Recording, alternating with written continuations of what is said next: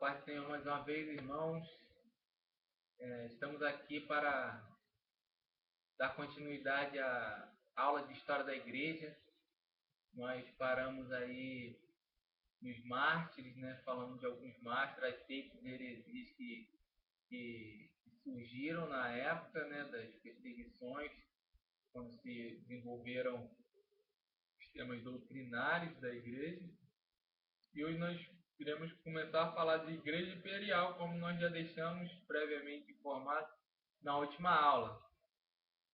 Então, começando a falar de Igreja Imperial, nós temos que ver do Edito de Constantino, né? Que começa em 313 até a queda de Roma em 476. Por quê? Nós tínhamos visto do ano 100, né, com a decapitação de João, né, até o edito de Constantino, acontecendo todas aquelas coisas. E agora, na Igreja Imperial, nós vamos ver de Constantino até a queda de Roma. Nós vamos ver que em 305, tá, quando Diocleciano abdicou o trono imperial, a religião cristã, irmãos, era terminantemente proibida e aqueles que professavam eram castigados com torturas até a morte. Então, logo depois da abdicação de Diocleciano, 4 aspirantes à coroa estavam em guerra. Tá? 2 rivais mais poderosos eram Magêncio e Constantino. Né? E Constantino afirmou ter visto no céu uma cruz luminosa com os seguintes dizeres: por esse sinal vencerás. Então, Constantino ele ordenou que os seus soldados empregassem para a batalha o símbolo que se conhece como lábaro e que consistia na superposição de 2 letras gregas, que é o X e o P, né? E o Pi, né? O X e o Pi. Então, em batalha travada sobre a ponte do Milvio, né, Constantino venceu o exército de Magêncio e este morreu afogado, caindo nas águas do rio. Então, após essa vitória, Constantino fez aliança com Licínio e posteriormente com Maximino, que eram os outros 2 pretendentes, né, na coroa. E em 323, Constantino ele alcançou o posto supremo de imperador, né? E o cristianismo ele foi então favorecido. Né? Os templos, as igrejas eles foram restaurados e novamente abertos em toda parte. Em muitos lugares os templos pagãos foram dedicados ao culto cristão. Em todo o império, os templos pagãos eles eram mantidos pelo Estado. Então, mas com a conversão de Constantino, passaram a ser concedidos às igrejas e ao clero cristão. Então, o domingo também ele foi proclamado como um dia de descanso, né, e adoração, como se vê o reconhecimento do cristão como religião preferida, né, como a religião preferida, como a gente vê isso, surgiram também alguns bons resultados, né, tanto para o povo quanto para a igreja. Ou seja, aí a gente viu as perseguições, né, agora a situação se reverte. Né, e as perseguições acabaram. A crucificação também foi abolida. Os templos restaurados e muitos construídos. Os templos cristãos que foram destruídos e queimados foram reconstruídos novamente, foram restaurados. Outros templos novos. Então, o infanticídio também foi reprimido, porque ele matava os filhos dos cristãos, né? As famílias inteiras. As lutas de gladiadores elas foram proibidas. Antigamente, né, tinha os gladiadores, né? Hoje em dia tem o UFC, que é uma coisa semelhante. Os caras não morrem, mas só ganha quem nocautear o outro, né? Ou então imobilizar, né? Então, essas lutas acabaram. Apesar de os triunfos do cristianismo haverem proporcionado boas coisas ao povo, contudo, a sua aliança com o Estado inevitavelmente devia fazer como de fato trouxe maus resultados para a igreja. Né? Então, a aliança com o Estado não foi muito boa, não. A gente vai ver mais à frente no decorrer da, da, da aula. Então, as igrejas eram mantidas pelo Estado e seus ministros privilegiados, eles não pagavam impostos. Tá vendo? Os julgamentos eram especiais, ou seja, ao invés de todo mundo pagar um imposto, né, os ministros não pagavam. Os julgamentos eram diferenciados, ou seja, eles eram favorecidos. Né? Dois pesos, duas medidas. As coisas começaram a se entortar. Então, as coisas, quando começam tortas no início, a gente não tem boa perspectiva dela quando ela crescer e estiver muito grande. Sabe que vai desabar. Vamos lá. Iniciou-se perseguições aos pagãos, ocorrendo assim muitas conversões falsas, tá vendo? Antigamente as pessoas não se convertiam com medo de serem perseguidas, né? Quem não queria ser convertido de coração, porque senão ia ser perseguido e morto, né? Apesar de achar a religião boa. Agora mudou. Pela religião ser favorecida pelo Estado, as pessoas, essas falsas pessoas que não quiseram se converter na perseguição, agora querem se converter. E por causa que eles não queriam ser perseguidos pelos cristãos. E outra coisa que vai contra a palavra de Deus também. A palavra de Deus não nos manda perseguir nosso inimigo, né? Mas sim manda amá-lo. Todos queriam ser membros da igreja e quase todos eram aceitos, né? Pô, quero ser membro, converti, confessei. Homens mundanos, ambiciosos e sem escrúpulos. Todos desejavam postos na igreja para assim obterem influência social e política, já que eram beneficiados, né? Então, os cultos de adoração aumentaram em esplendor, é certo? Porém, eram menos espirituais e menos sinceros do que no passado, né? Onde as pessoas realmente eram mais sinceras, né? Porque eram perseguidas, levavam mais a sério, né? Aos poucos, as festas pagãs tiveram seus lugares na igreja, porém, com outros nomes, irmãos. Tá vendo? É, a adoração a Vênus e a Diana foi substituída pela adoração à Virgem Maria. As imagens dos machos começaram a aparecer nos templos como objeto de reverência, como nós vemos hoje. São Pedro, São Paulo, São Tiago, e por aí vai. Né? E aí, no ano 363, todos os governadores professavam o cristianismo e antes de findar o quarto século, o cristianismo foi virtualmente, né, estabelecido como religião do império. Né? Uma beleza só.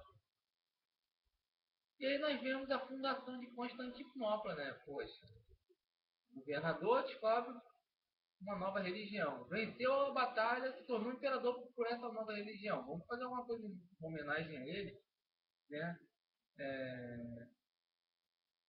Fundar uma cidade em homenagem a ele. Constantinopla foi fundada. Então o imperador Constantino ele compreendeu que a cidade de Roma estava intimamente ligada à adoração pagã, cheia de templos e estátuas pagãs.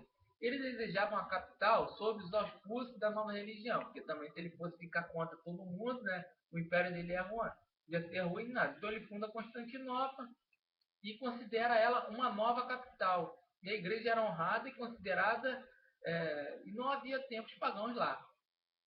Né? Lá era como se fosse Jerusalém, né? Dá semelhança aí. Jerusalém e Samaria. Né? Então, logo depois da fundação da nova capital, deu-se a divisão do império. Né? E as fronteiras eram tão grandes que o imperador sozinho não podia defender esse tão vasto território. Né? E as controvérsias, irmãos, sobre essa conversão de Constantino? Tem as controvérsias também. E a primeira delas é o quê? Apareceu por causa da doutrina da Trindade. Né? O presbítero Ário de Alexandria, ele defendia a tese que Jesus era superior aos homens, porém inferior ao Pai. E não tinha admitido a existência eterna de Cristo. Então, o seu principal opositor foi quem? Atanásio.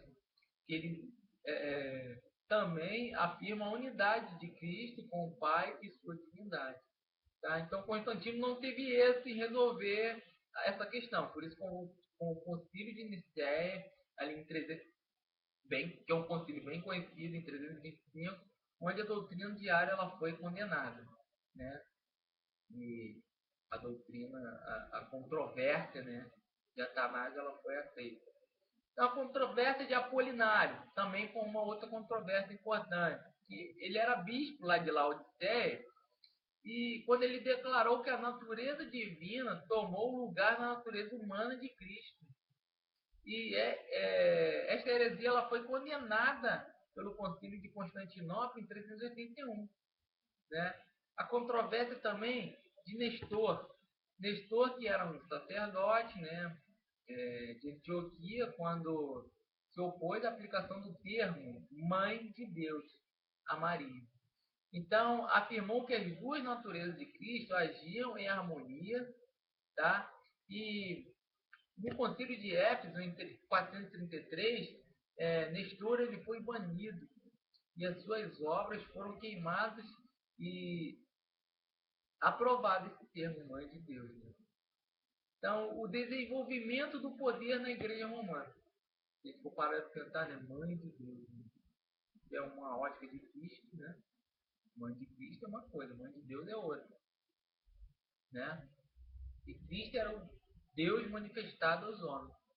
Agora, Mãe de Deus, Deus, eu sou, né? O Criador dos céus e da terra, o Eterno, o Senhor do Senhor, daí realmente é impossível. Então, nós vamos ver agora, depois dessas algumas controvérsias aí que nós citamos para ilustrar, né, a aula, né, nós vamos ver aí o desenvolvimento do poder na Igreja Romana. Então, Roma reclamava para si a autoridade apostólica, né, lá, né, Constantino fez uma cidade, né, para ser a capital, mas Roma não, a autoridade é nossa. Então, a Igreja de Roma era a única que declarava poder mencionado no nome dos dois apóstolos, como fundadores, né, ou seja, Pedro e Paulo. Né, e a organização da Igreja de Roma, bem assim como seus dirigentes, defendiam fortemente essas afirmações. E nesse ponto, há um contraste notável entre Roma e Constantinopla. Tá? Roma havia feito os imperadores, ao passo que os imperadores fizeram Constantinopla. Tá vendo? E além disso, Roma apresentava um cristianismo prático. Tá? Nenhuma outra igreja a sobrepujava no cuidado para com os pobres. E não somente para com seus membros, tá? Mas também entre os pagãos. E foi assim que todo o Ocidente, o bispo de Roma, começou a ser considerado como a autoridade principal da igreja. Né? Ou seja, o Papa. Né? E foi dessa forma que o concílio de Calcedônia, na Ásia Menor, em 451, tá?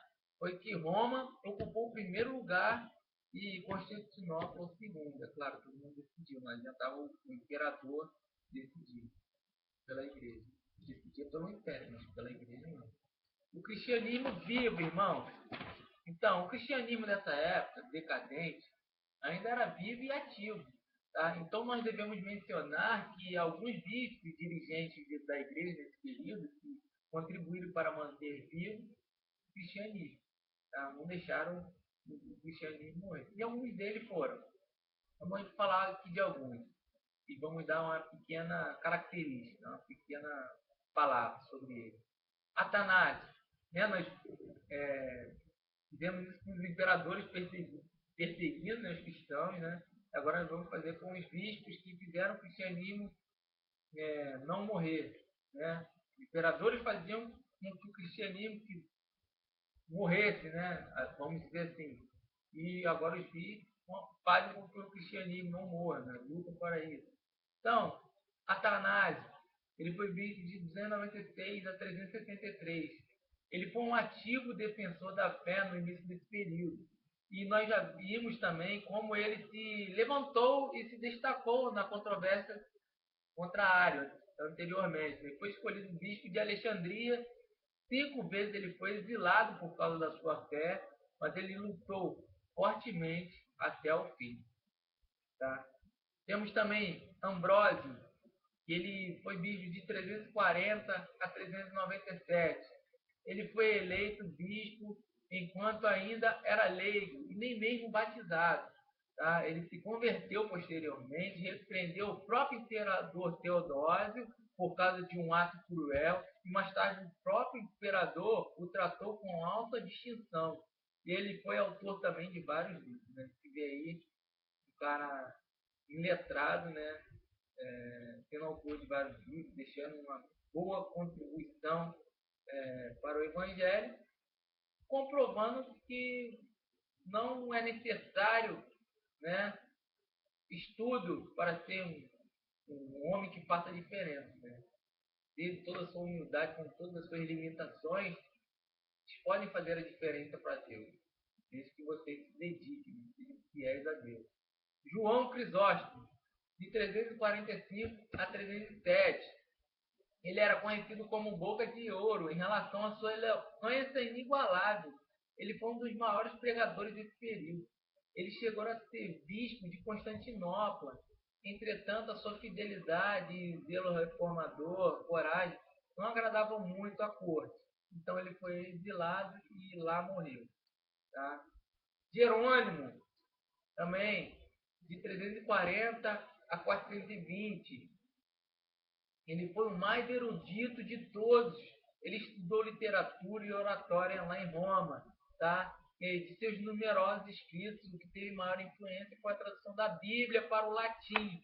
Tá? Essa obra que ficou conhecida como Vulgata Latina, isto é, a Bíblia na linguagem comum, até hoje é usada pela Igreja Católica Romana. Né? Então, Agostinho, de 350 a 430, que ele viveu. Então, o nome mais ilustre desse período, né? Agostinho, todos conhecem aí, bispo de Hipona, na África, né? Escritor de vários livros sobre o cristianismo e sobre a própria vida também, né? Porém, a fama e a influência de Agostinho não estão nos seus escritos, tá? Sobre a teologia cristã, da qual ele foi o expositor desde o tempo de Paulo, né? Desde o tempo de Paulo. Isso aí. Então nós vemos aí esses homens e fechamos essa igreja imperial, né? Tempo da igreja imperial. E entramos com isso na igreja medieval, onde se fechou esse ciclo, né, de igreja imperial e inicia-se outro, a igreja medieval. E esse período ele vai desde Roma, em 476, né, até a queda de Constantinopla, em 1453. Tá? Então a gente começa a ver aí o progresso papal.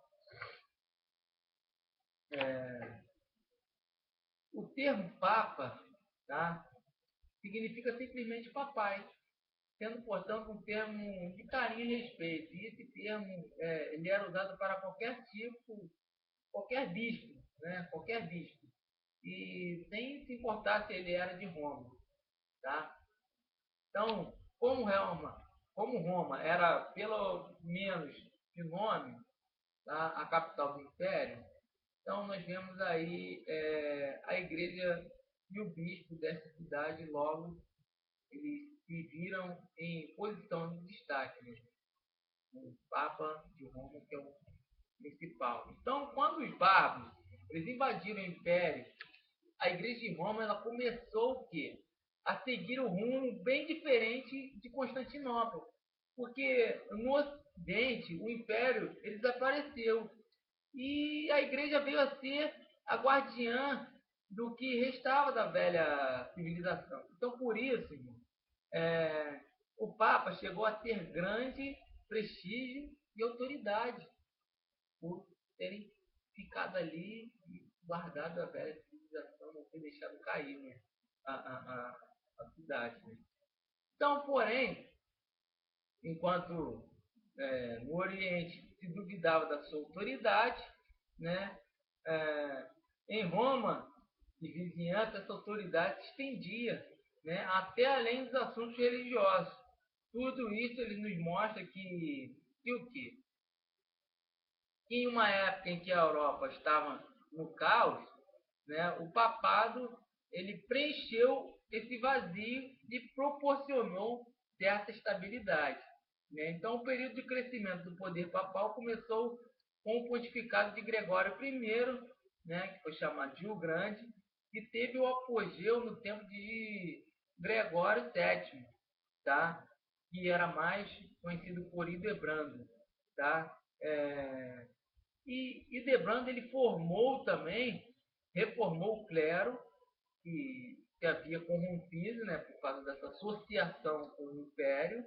Então, elevou as normas de moralidade de todo o clero, exigiu o celibato dos sacerdotes, então, libertou a igreja da influência do Estado e pondo fim à nomeação de papa pelos reis e imperadores. Tá? Então, Hildebrand impôs a supremacia da igreja sobre o Estado. Né? Até então, a igreja era associada ao Estado, era igual ao Estado. Agora, Hildebrand ele coloca a igreja numa posição de destaque. A origem e o desenvolvimento do papado. Né? Como é que foi isso? A autoridade monárquica do Papa é um fruto de um longo progresso, né? De um bispo aos outros. Então, o de Roma passa a ser o primeiro entre os demais e, finalmente, cabeça incontestável da Igreja.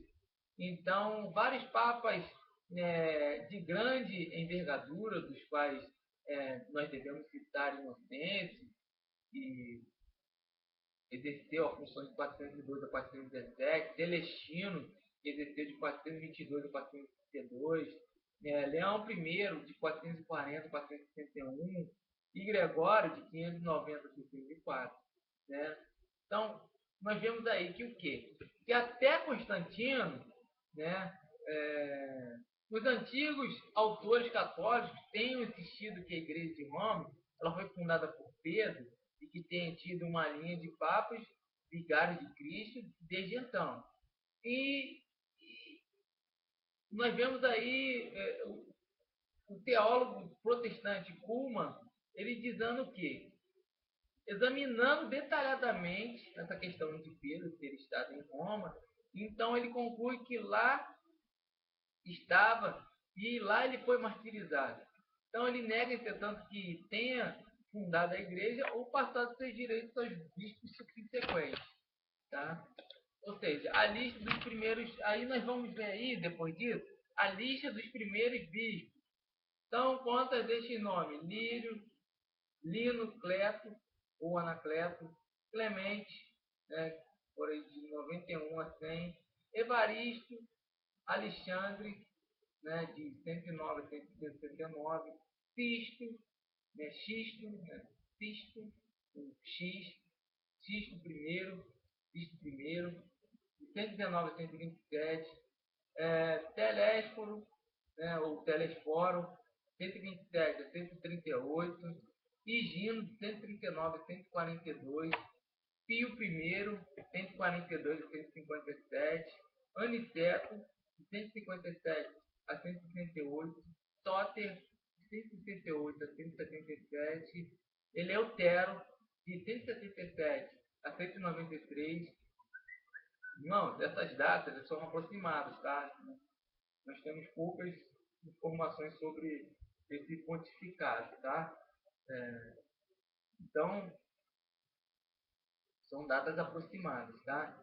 Então, nós vemos esses nomes que, na verdade, são, alguns são bem conhecidos, que são títulos, tá? Que eles buscavam para si, e assim serem reconhecidos por esses títulos.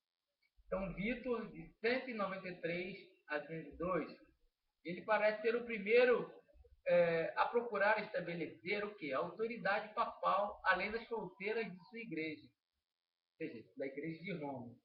E ele consegue isso. Cipriano, que também foi um bispo de Cartago, durante o pontificado de Cornélio e Estevão, contribuiu bastante para fortalecer a autoridade dos bispos de Roma.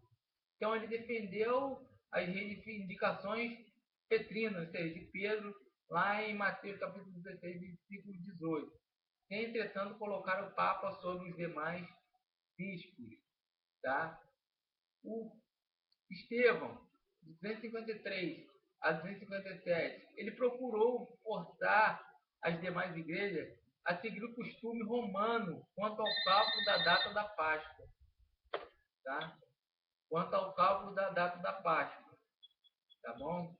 Então, um outro elemento que contribuiu para fortalecer a posição de Roma nesse período foi a crescente prática das igrejas rurais e ou de pequenas cidades a serem relacionadas a alguma igreja em cidade grande ou incorporadas num sistema diocesano, né, que é o que a gente vê até hoje. Né?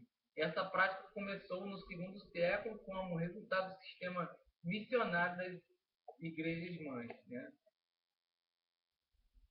E, e dando continuidade aqui, irmãos, né, nós vemos aí de Constantino a Gregório Magno.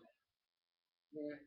Com a oficialização da igreja, trouxe então em seu bojo um rápido desenvolvimento hierárquico. Né? Por quê? Constantino se considerava bispo e até bispo dos bispos nas coisas formais e até doutrinárias, tem a sua permissão de não se pode reunir um sínodo. Então, ele não havia marcação de concílios se não fosse permitido por ele. Então, Roma surge como árbitro entre as igrejas. Então, no conflito entre os arianos e Atanásio, este contribui para fortalecer Júlio por ter recorrido ao bispo de Roma pedindo a quem? Que se convocasse um concílio. Então, estas e outras questões entre a igreja do leste da África foram exploradas pelos papas para fortalecer quem? Suas próprias posições. Tá? E assim, as questões religiosas seriam resolvidas pelo sumo pontífice da religião e pelos magistrados civis. Então, Círicos, de 354 a 398. Então, ele conseguiu, em um concílio realizado em Roma, que decretasse que nenhum bispo deve ser consagrado sem o conhecimento e consentimento do bispo de Roma. Tá? Mesmo que seja um decreto falso. Né? É muito antigo e ele também exerceu grande influência, né, com isso. Então, Inocêncio, que primeiro, né, de 402 a 417. Então, ele demonstrou grande ousadia em explorar as reivindicações de Roma, exigindo a submissão universal, tá, à sua autoridade. E ele insistia que era a obrigação de todas as igrejas ocidentais se conformarem aos costumes de Roma. Então ele queria que Roma, né, influenciasse os costumes em todo o mundo. Né? E isso é impossível, né? Porque cada país tem seu costume. Né? A Europa tem um costume, a Ásia tem outro, os latinos têm outro. Então é difícil. Né? Celestino, de 422 a 432.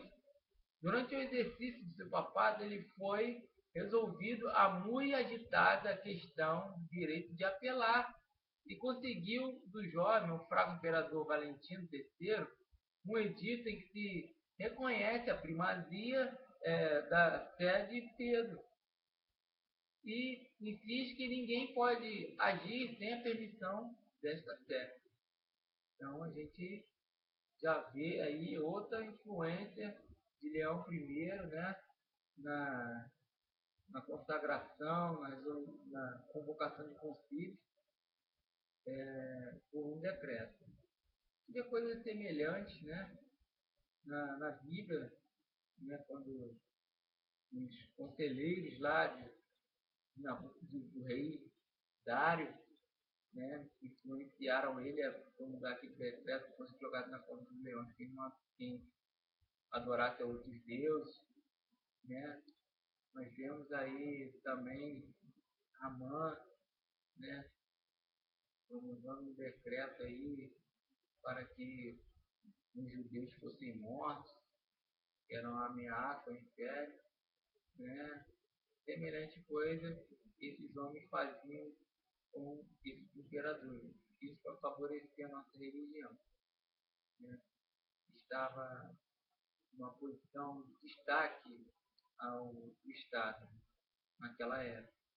Gregório I, 589 a 604, possivelmente o maior papa desse período, filho de um senador, ele adotou o costume monástico.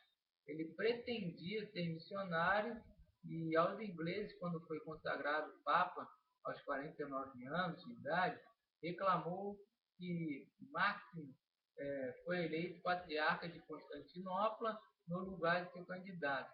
E aí ele suspendeu todos os bispos que o consagraram sob pena de anátema, tá, de Deus e do apóstolo Pedro. Então ele repreendeu o patriarca de Constantinopla por ter assumido o título de bispo ecumênico. Ecumênico. Isso, ecumênico. Tá? Então, nós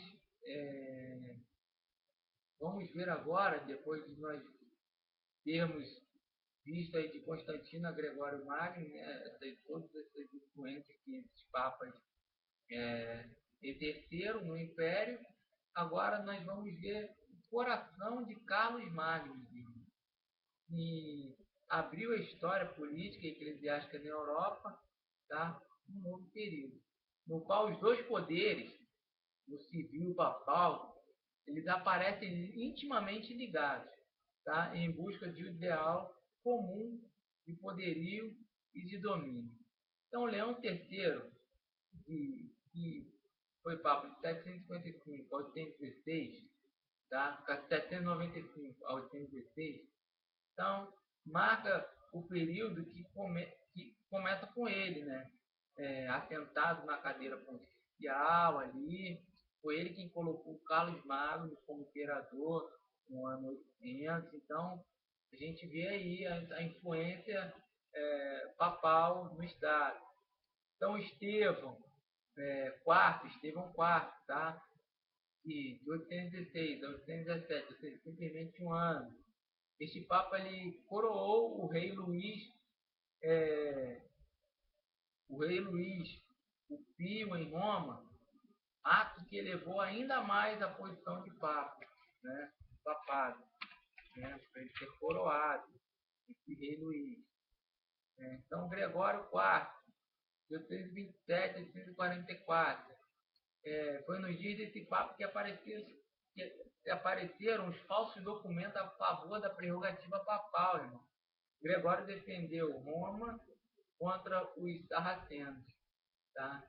Mas não vamos falar sobre os sarracenos nesse momento, porque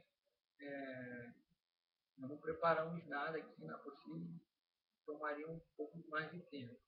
Nicolau I, de 858 a 877, ele ascendeu a carreira papal em um momento de agitação e desordem, né?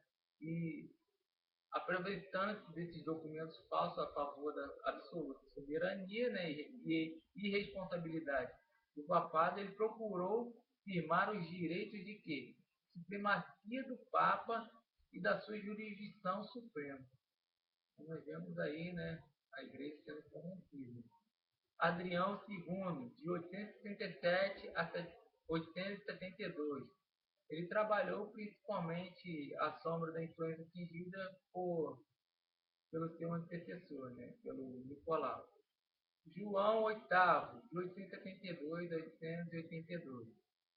Ele teve o maior problema durante o papado de João VIII. Porque ele foi uma ameaça sarracena, né?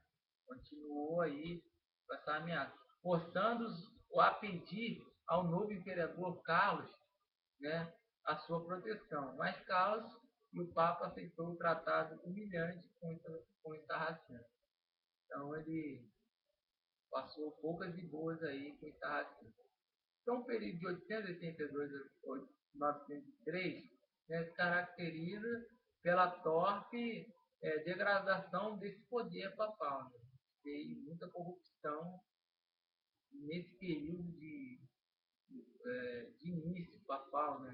Os caras já estavam numa linha de corrupção. Então, esse poder papal ele se enfraqueceu notadamente. Então, as eleições pontífices feitas nesse período, elas são memoráveis pela torpeza que acompanharam ela. Então, o Papa Formoso subiu ao poder em 891 e 2 anos depois do surgimento desse sanguinolento pontificado, ele morreu provavelmente envenenado. Né? A gente já vê aí as coisas ruins acontecendo. Estevão VI ele foi aprisionado e morto. Também foi outro Papa que sofreu. Depois ele foi eleito o Papa Marino, cujo pontificado apenas de meses. Tá? Durou meses o pontificado dele. Então, João X, ele foi feito Papa e procurou abrogar, tá? Os atos de Estevão. E, de fato, ele abrogou muitos deles. Então, Leão V, depois de um breve pontificado, ele foi morto, tá? Por seu próprio capelão, que foi seu sucessor, tá?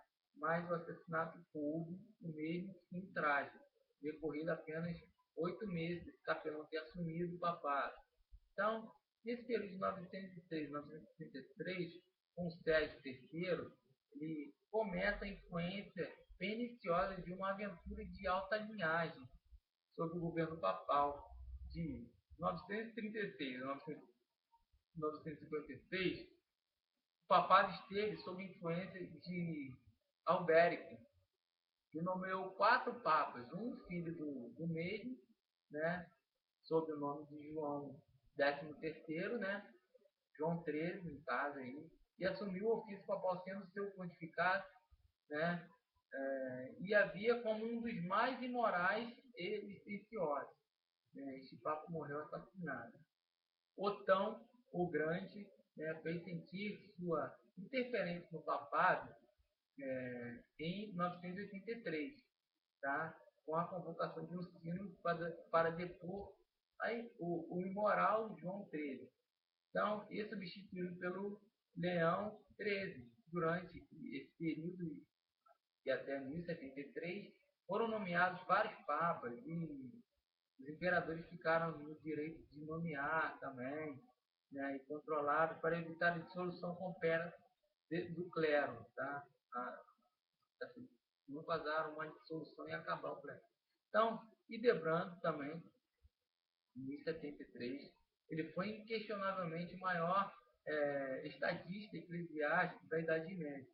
Tá? Seu objetivo ele foi tornar de fato o domínio universal e absoluto do papado. Tá? E a sua política subordinou-se completamente a esse propósito. E esse Papa ele tornou-se o nome de Gregório VII. Hildebrando foi chamado de Gregório VII.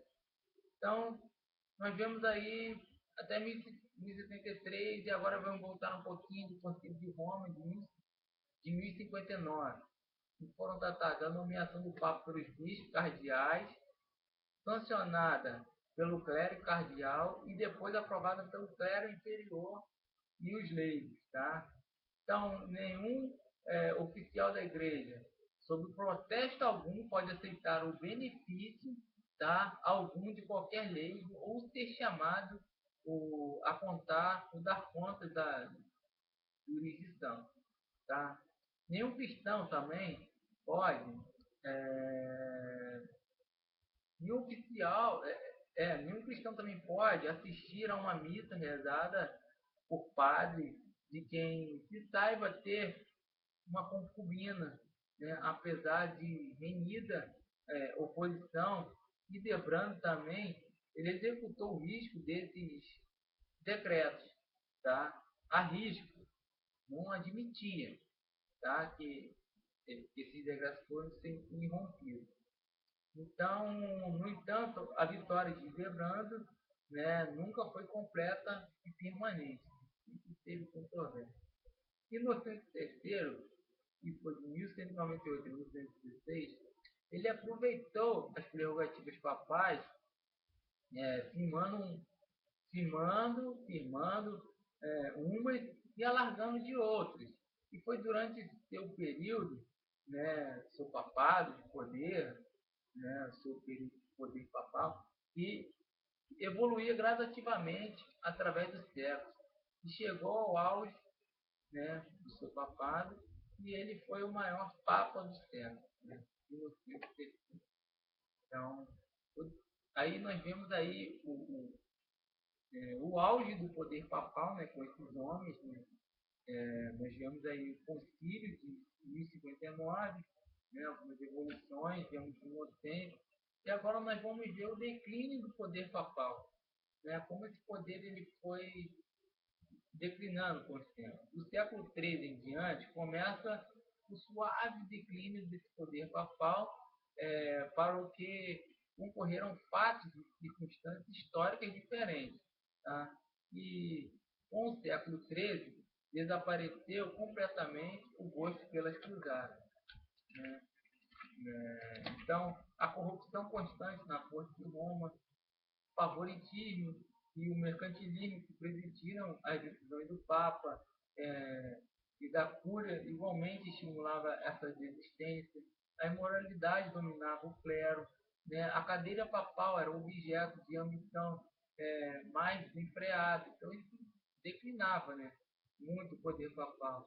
A influência adquiria a influência adquirida pelos franceses na Itália e Filipe após uma queda dos imperadores germânicos, né, foi sobremodo prejudicial ao papado, né? Então, Bonifácio VII, que foi de 1294 a 303, subiu a cadeira pontifícia no meio dessas condições tão favoráveis ao papado, né?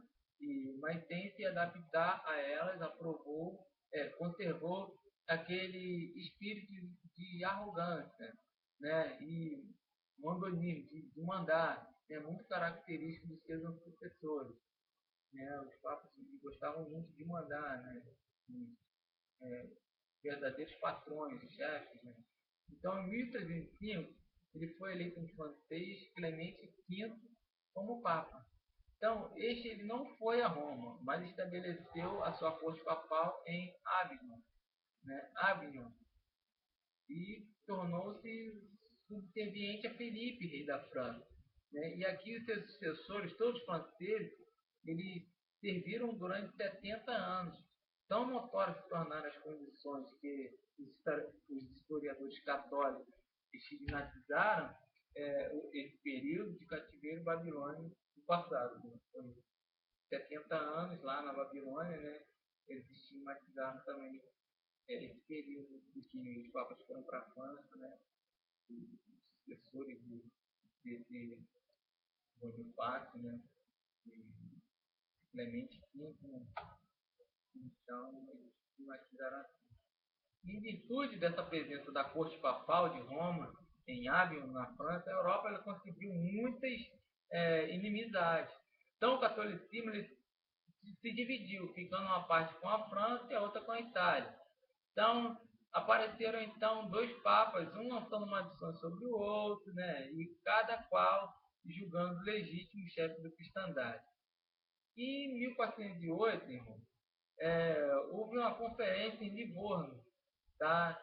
Entre representantes dos dois papas, e um ano depois reuniu-se um concílio geral em Pisa, tá? Discutida largamente essa questão, né? Ambos os papas eles foram declarados heréticos, excomungados, né? Esses papas que ficavam amaldiçoando um outro, falando que eles eram os corretos. Então, esse concílio elegeu o Papa, tá? O cardeal de Milão, que tomou o nome de Alexandre V. Tá? Então, essa questão não ficou resolvida, tá? Pois três papas eles se levantaram disputando essa cadeira pontifícia, cada um formando em torno de si um considerado número de admiradores. E o pontificado de Nicolau V, que foi de 1448 a 1455, tá? Foi notável, tendo sido construído nesse tempo o Vaticano e a Basílica de São Pedro, né? Considerados como duas magníficas obras de arte, né? No mundo. Talvez nessa época tenha se resolvido o problema dos três papas. Então, o incêndio, Inocêncio VIII, que foi de 484 a 492, para melhorar a forma que os filhos legítimos, né, ele pelejou contra Nápoles e recebia tributo anual do sultão. Então, por manter o seu irmão e rival na prisão, em vez de enviá-lo como cabeça de um exército, né, contra os inimigos da cristandade. Isso se deu numa época de ignorância, tá? Senão no período do renascimento literário, e quando a Europa tinha, entretanto, é, uma estava tinha entrado, né, estava entrando numa era de invenções e descobrimentos, então destinados a transformar a civilização, né? Enquanto isso a igreja lá brigando. Então, o estado de desmoralização em que a Igreja Romana se achava na véspera da Reforma era um fato geralmente reconhecido. Então, a gente vê aí o declínio papal, uma era de evolução de descobrimentos, né? Isso vai causar uma reforma na Igreja, né? Aí nós temos as cruzadas, tá? Que foi um grande movimento da Idade Média sob a inspiração e mandato da Igreja. Então foram as cruzadas que iniciaram no fim do século XI.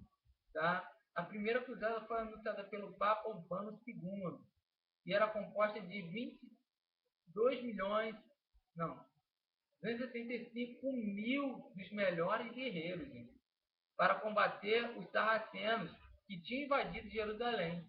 Então, após grande batalha, Jerusalém foi reconquistada, tá?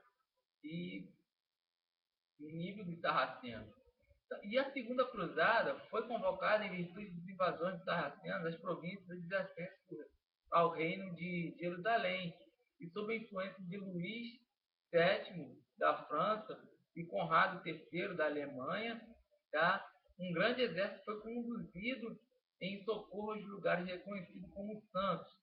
Então, eles enfrentaram grandes dificuldades, mas obtiveram a vitória. Tá?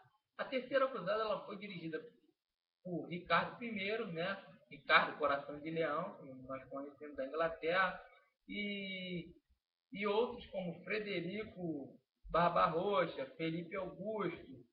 Então, Barbarossa ele morrerá afogado e Felipe se desentendeu com Ricardo Coração de Leão e voltou para a França. Né? Então a coragem de Ricardo, né, depois sozinho, né, não foi suficiente para conduzir seu exército para Jerusalém. Tá? E contudo fez um acordo para que os cristãos tivessem direito a visitar o Santo Sepulcro.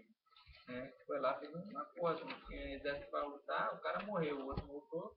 Então, a quarta cruzada foi um completo fracasso. Por quê? Causou um grande prejuízo à igreja cristã e os cruzados se afastaram do propósito, né, de conquistar a Terra Santa. E fizeram guerra a Constantinopla e conquistaram, né, e saquearam, né, e Constantinopla ficou posteriormente a mercê dos inimigos. Tá?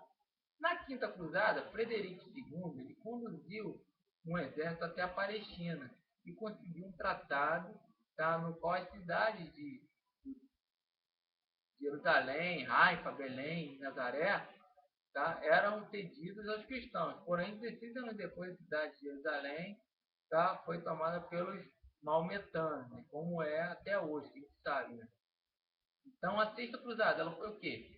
Empreendida por São Luís, invadiu a Palestina através do Egito, né, aquela volta ali, né, por fora de Israel, e invadiu a Palestina pelo Egito, mas não obteve êxito, tá? Ele foi derrotado pelos maometanos, né? E libertado por uma grande sombra. Né? E a sétima cruzada, por fim, teve também a direção de São Luís, né? Juntamente com o Eduardo I, e a rota escolhida foi novamente a África. Porém, São Luís, né, morreu e Eduardo I voltou para ocupar o trono da Inglaterra e a cruzada teve um fracasso total. Né? E essa foi considerada a última cruzada, porém houve outras de menor vulto que a gente não vai falar aqui. Tá? O desenvolvimento da vida monástica, que foi empregado lá pelo nosso glorioso Papa lá, e revolucionou, né, aquela corrupção toda lá, né, as doutrinas lá, para que mudasse. Então, este movimento se desenvolveu grandemente na Idade Média, tá? Entre os homens e mulheres, com resultados bons e maus. Com o crescimento dessas comunidades, tornava necessária alguma forma de organização, de modo que nesse período surgiram 4 grandes ordens, tá? Nesse período aí de vida monástica, período monástico.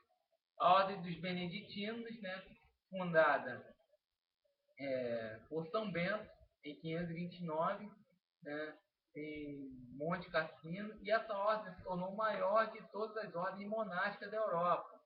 Tá? Suas regras exigiam obediência ao superior mosteiro, a renúncia a todos os bens materiais e, bem assim, a castidade pessoal. Então, era a ordem do Beneditino. Uma das prerrogativas para a pessoa ir para lá era essa. Tem que respeitar isso. Cortava bosque, secava e saneava plantas, lavava os campos, né, lavrava os campos e ensinava o povo muitos ofícios úteis. Então, os benefícios lá, que além das pessoas viverem lá como monges, ainda aprendiam ofícios lá.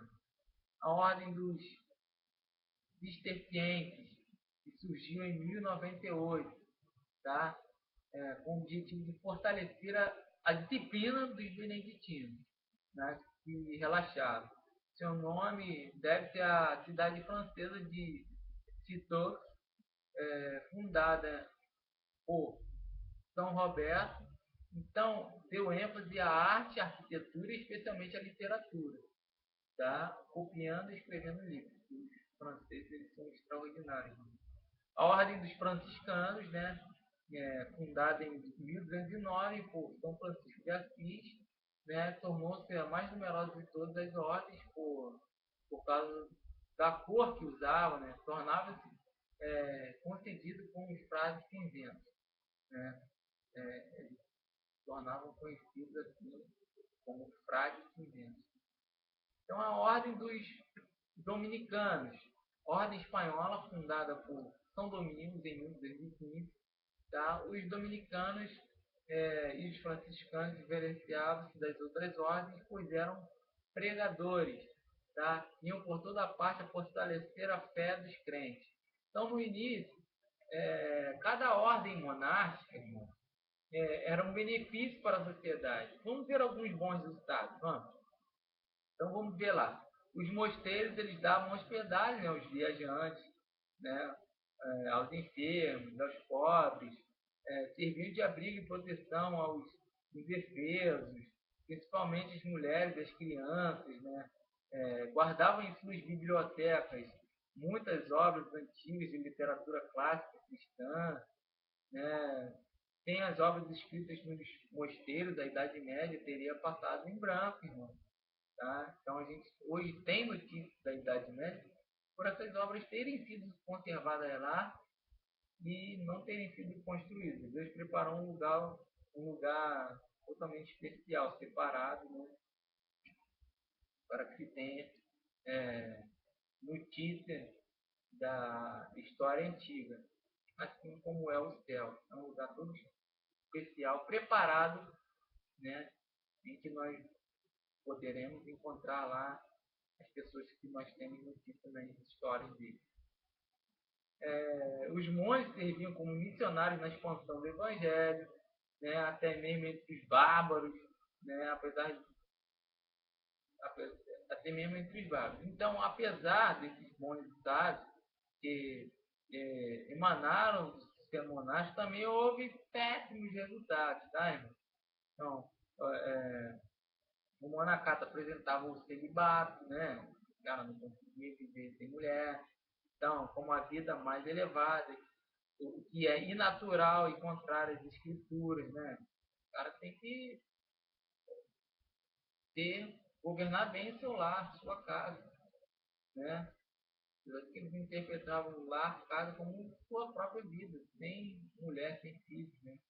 Os filhos que eles consideravam, os filhos eram filhos na fé, né? Mas a Bíblia nos manda ter um lar, uma casa, realmente que nós tenhamos uma esposa, né? E que temos um relacionamento com ela e governemos bem, nossos filhos nos sujeitem a nós, né? E isso é interpretado por eles de uma forma espiritual, né? Igreja esposa, filhos na fé, por aí vai, né?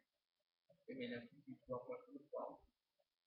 Então ele impôs também a adoção da vida monástica a milhares de pessoas de classes nobres da época. Tá? Isso é ruim, porque os ricos, né? E difícil, né? Porque se você não pobre é uma coisa, agora um rico, né? Tem uma vida tanta, advogado de tudo, dos prazeres da vida, de tempo, é muito difícil. Não é difícil. Então, os lares e as famílias foram assim constituídos não pelos melhores, né, mas pelos ideais inferiores. Já que os melhores não participavam da família, né, nem da vida social, nem da vida física nacional. Ou seja, os melhores que a gente via essas pessoas, né, que se tornavam humanos. Então, o crescimento da riqueza do mosteiro levou à indisciplina, ao luxo, à ociosidade e até à imoralidade. Né? Se o cara está lá separado de tudo, não vai ser imoral, não. Né? Então, no início do século XVI, os mosteiros estavam tão desmoralizados no conceito de povo que foram suprimidos e que os que neles habitavam, eles foram obrigados a trabalhar para se manter. Porque ninguém mais ajudava, ninguém mais a igreja não queria mais ajudar. Então a gente começa a ver aí o que? O início da reforma religiosa. E nós vamos falar de 5 movimentos de reforma que surgiram na igreja. Contudo, o mundo não estava preparado para receber, tá? De modo que foram reprimidos com sangrentas perseguições. Os albigenses, eles eram puritanos, eles surgiram em 1170, no sul da França, e rejeitavam a autoridade da tradição, distribuíam o Novo Testamento, tá? E opõem-se às doutrinas romanas do purgatório. Então, a adoção de imagens e as pretensões sacerdotais. O Papa Inocêncio III ele promoveu uma grande perseguição contra eles, e a seita foi dissolvida com o assassinato de quase toda a população da região. Os valdenses, eles apareceram no mesmo tempo, em 1770, com Pedro Valdo, tá? Que lhe explicava e distribuía as escrituras, tá? Os quais contrariavam os costumes das doutrinas católicas romanas, tá? Eles foram cruelmente perseguidos e expulsos da França. Apesar dessas perseguições, eles permaneciam firmes no Senhor e atualmente continuem uma parte do pequeno grupo de protestantes, desses protestantes valdenses na Itália. Tá? Então aqui a gente está falando de alguns pais da igreja, tá? Que fundaram a igreja protestante hoje. Tá? Alguns, não são todos. Aqui só são 5, mas existem muito mais. Tá? John Wycliffe, ele foi nascido em 1322, tá? Ele se recusava a reconhecer a autoridade do Papa e se opunha a ela e era contra a doutrina da transubstanciação, né? Considerando o pão e o vinho meros símbolos, né? E traduziu o Novo Testamento para o inglês e seus seguidores foram exterminados por Henrique V. Tá? Nós temos aí John Wycliffe como terceiro, né, reformador da igreja. John Hus, também, nascido em 1379, foi um dos leitores de Wycliffe, né? Discípulos, pregou as mesmas doutrinas, especialmente proclamou a necessidade de se libertar da autoridade papal, tá? Foi excomungado pelo Papa, então retirou-se para alguns esconderijos desconhecidos. Ao fim de 2 anos, ele voltou a convite da igreja para participar de um concílio católico romano em Constança, sob a proteção de um salvo-conduto. Entretanto, o acordo foi violado sob o pretexto de que não se deve ser fiel ao herege, mas sim João Hus foi condenado e queimado. Tá vendo? Deus santificando a igreja, né? Ele não disse que santificou o povo dele naqueles primogênitos do Egito, né? Para que o povo saísse ao deserto. Olha os homens sendo santificados aí, para que a igreja crescesse, né? Fosse fundada. Jerônimo Savonarola, irmãos, nascido em 1452, foi monge dominicano em Florença. Tá? A grande catedral enchia-se de multidões ansiosas, não só de ouvi-lo, tá? Mas também para obedecer aos seus ensinamentos. Pregava contra os males sociais, eclesiásticos e políticos do seu tempo. Tá? E foi preso, condenado, enforcado e seu corpo queimado na praça de Florença, em 1498. Tá vendo? Aí foi o início esses atos, esses homens marcaram o início da reforma religiosa pela corrupção que havia, né, nos monastérios, né, entre os papas. Então eles começaram a se revoltar, os realmente justos, né? Então a queda de Constantinopla, irmão, nós vemos aqui que a queda de Constantinopla em 1453 foi assinalada como linha divisória entre os tempos medievais e os tempos modernos, tá? Então marquem isso, tá? Então a província, após província do grande império, ela foi tomada, até ficar somente a cidade de Constantinopla. E finalmente, em 1453, né, foi tomada pelos turcos, sob as ordens de Maomé II, né, que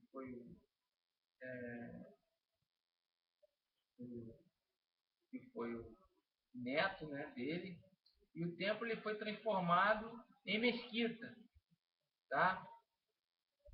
E Constantinopla, que hoje é Istambul, né, tornou-se a capital do Império Turco. E assim terminou também o período da Igreja Medieval. Então, Constantinopla não existia tempo pagão, não existia nada. Né? Hoje continua, né, porque o islamismo não tem paganismo, não admite paganismo, só um único Deus, né,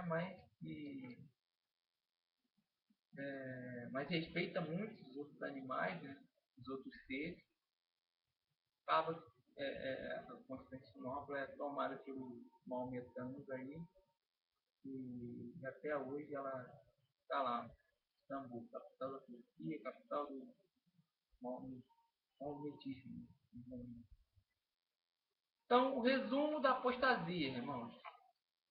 Mencionaremos algumas das doutrinas que não têm apoio nas escrituras sagradas e quando foram implantadas na igreja, né? Quando elas foram implantadas na igreja. Ano doutrina, irmãos. Em 310, reza pelos defuntos. 320, foi implantado o uso de velas. 375, culto dos santos. 431, culto à Virgem Maria. 503, obrigatoriedade de se beijar os pés do Papa. 850, uso da água benta. 993, canonização dos santos. 1073, irmãos, celibato sacerdotal. 1184, instituição da Santa Inquisição. 1190, venda de indulgências. 200, substituição do pão pela hóstia. 1215, dogma da transubstanciação. 1229, proibição da leitura bíblica. 1316, instituição da reza à Ave Maria. 1546, introdução dos livros apócrifos. 1870, dogma da infalibilidade papal. 1950, ascensão de Maria. Nós temos algumas bíblias católicas aí de estudo, né? Maria ascendendo ao céu.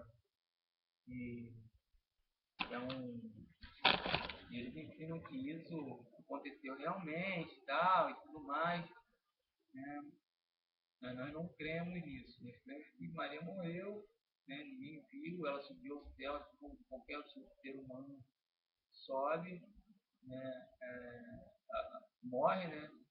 Cremos que somente Cristo ele foi visto subindo ao céu. Então assim a gente acaba essa segunda aula de história da igreja, tá? E na próxima aula nós vamos falar sobre a igreja reformada. Nós já demos uma prévia sobre o início da reforma. Fiquem na paz do Senhor. Até a próxima aula.